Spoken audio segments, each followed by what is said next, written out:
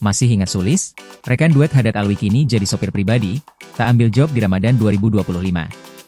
Masih ingat Sulis? Rekan duet Haddad Alwi? Sosok Sulis dan Haddad Alwi terkenal sebagai penyanyi lagu religi. Lagu-lagu Sulis yang dinyanyikannya bersama Haddad Alwi, banyak yang sukses di industri musik tanah air. Namun Ramadan 2025 ini tak bakal diwarnai dengan suara merdu Sulis. Pasalnya, Sulis memilih kosongkan jadwalnya di bulan Ramadan. Kini Sulis akui dirinya menjadi sopir pribadi. Ya, Sulis memilih menghabiskan waktu dengan keluarga pada bulan Ramadan tahun ini.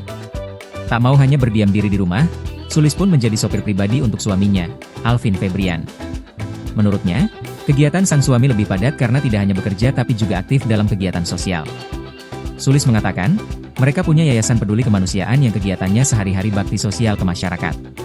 Salah satunya, mereka menyediakan layanan cek kesehatan gratis.